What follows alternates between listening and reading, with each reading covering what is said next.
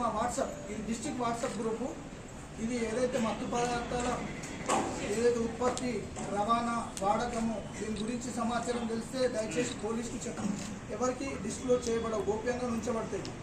దీనివల్ల ఏమవుతుందంటే స్టూడెంట్స్ ఎవరన్నా ఒకరి దగ్గర నుంచి తీసుకుంటున్నారంటే ఇలా కౌన్సిలింగ్ చేయడము, అమ్మేటోని కేసు 6 DCMలో దగ్గర 500 కేజీలు, 500 కేజీ కాదు 5000 కేజీలు, అంటే ఈ 4 సంవత్సరాలు 5000 కేజీలు పట్టుకున్నాం.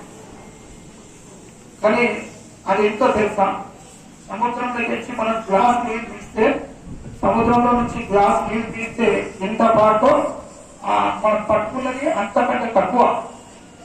అంటే ఈ తలపాలలో చూస్తే మనం పట్టుకున్నది చాలా చిన్న పాట, 5000 కేజీలు కూడా చిన్న పాట. కానీ దానివల్ల ఏం లాభం?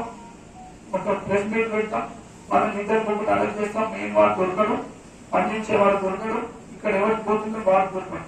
ఎందుకంటే మన సిస్టమ్ లో వాటి 24 hours లో ఇమీడియట్ గా మనం అరెస్ట్ చేసి పంపాలి. కాబట్టి మా చేతులు అంతంటే వెళ్ళిపోతుంది. తర్వాత మనకున్న విధిలో అక్కడ ఉన్న పట్టాలే, ఇక్కడ ఉన్న పట్టుకోలేదు. అంటే మన సదాశివపేట పట్టణం పోలీస్ స్టేషన్ లో ఈ హైవే మీద వెళ్తున్న వెహికల్స్ లలో 5000 కింద మనకు 3-4 సంవత్సరాలు పడితే, ఇక మనం కొన్నిసార్లు మనకి ఇన్ఫర్మేషన్ ఉంటే పట్టిన ఎక్కడి నుంచి ఇన్ఫర్మేషన్ తీసుకుంటూ ట్రాక్ చేస్తూ టోల్ ప్లాజా తీసి వెహికల్ నెంబర్ తీసుకొని ఇన్ఫర్మేషన్ పెట్టి పడితే అది పట్టింది.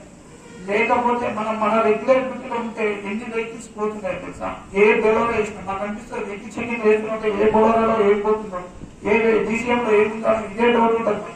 ఎందుకంటే సరఫరా స్థాయి ఈ పండించడం, ఈ సరఫరా స్థాయి ఆ లెవెల్లో మించిపోయింది. ఎందుకు మించిపోయింది? అది ఎందుకు అంతా పండిస్తున్నారు, అంతా సరఫరా చేస్తున్నారు? ఒకప్పుడు ఎవరో ఊళ్ళో కొంచెం అక్కడిక్కడ ఈ మాస్ ఏరియాలో ఉండేవాళ్ళు, లేదంటే కొంచెం అలవాటు ఉన్న వాళ్ళు తాగుతున్న డిమాండ్ లేదు.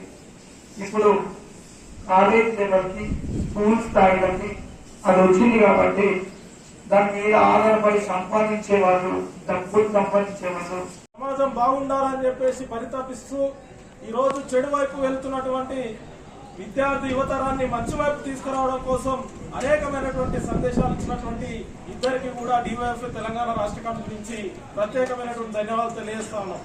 మిత్రులారా, ఈ రోజు ఈ దేశం అభివృద్ధి చెందాలన్నా, ఈ దేశం ముందుకు పోవాలన్నా అది యువశక్తి పైన ఆధారపడి ఉంటది.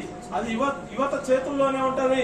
ఒక డాక్టర్ కావాలన్నా, ఒక యాక్టర్ కావాలన్నా, ఒక సినీ డైరెక్టర్ కావాలన్నా, ఒక శాస్త్రవేత్త కావాలన్నా, అదేవిధంగా ఒక పొలిటికల్ లీడర్ కావాలన్నా, అదేవిధంగా ఒక మంచి గవర్నమెంట్ ఆఫీసర్ కావాలన్నా కూడా విద్యార్థి యువతరం నుంచి రావాల్సి ఉంటది.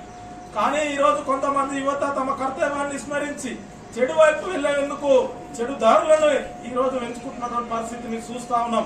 కానీ ఇది సమాజానికి కానీ దేశానికి కానీ ఏమాత్రం కూడా మంచిది కానటువంటి పరిస్థితిని చూస్తా ఉన్నాం. ఇప్పటికే పొద్దున్న లేస్తే రాత్రి వరకు ఎక్కడో చోట డ్రగ్స్ దొరుకుతా ఉన్నది, గంజాయి పట్టుబడుతా ఉన్నది. ఈ రోజు యువత అంతా కూడా తమ జీవితాలని నాశనం చేసుకున్నటువంటి పరిస్థితిని ఈ దేశంలో, ఈ రాష్ట్రంలో చూస్తున్నటువంటి పరిస్థితిని చూసినాం. ఇంత ముందుకు ఇది ఒక హైదరాబాద్ కేంద్రంగా డ్రగ్స్ దొరికేది, గంజాయి దొరికేది, దీంట్లో సినీ సెలబ్రిటీలు ఉండేది తప్ప మిగతా వాళ్ళు కూడా ఎవరు వ్యాపారవేత్తలు ఉండేది తప్ప మిగతా వాళ్ళు ఉండలేదు. కానీ ఈ మధ్య కాలంలో మా DYFI యువజన సంఘం ఈ యువకుల యొక్క సమస్యల కోసం పనిచేసే యువజన సంఘంగా, అదేవిధంగా విద్యార్థుల కోసం పనిచేసే యువజన సంఘంగా ఈ రోజు రాష్ట్ర వ్యాప్తంగా ఉన్నటువంటి 365 గ్రామాలు ఎంచుకుని సర్వే నిర్వహించినాం. ఈ 365 గ్రామాల్లో కూడా సర్వే చేస్తే 323 గ్రామాల్లో గంజాయి సేవించే వాళ్ళు ఉన్నారని చెప్పేసి మా సర్వే రిపోర్ట్ లో వచ్చినటువంటి పరిస్థితి ఉన్నది. ఒక పల్లెల్లో ప్రవేశించినటువంటి పరిస్థితి ఉన్నది, మారుమూల గ్రామాలకి గంజాయి ప్రవేశించినటువంటి పరిస్థితి ఉన్నది. ఈ గంజాయి సేవించి కళలు అన్నటువంటి ఎన్నో ఆశలు పెట్టుకున్నటువంటి నా కొడుకు, నా బిడ్డ ఈ రోజు చదివిస్తే రేపు మాకు ఉపయోగం ఉంటారు, మాకు అండగా నిలబడతారని చెప్పేసి వాళ్ళు కాయ కష్టం చేసి చదివిస్తే ఈ రోజు కొంతమంది, అందరూ కాదు కొంతమంది చెడు వైపు ప్రయాణిస్తా ఉన్నారు.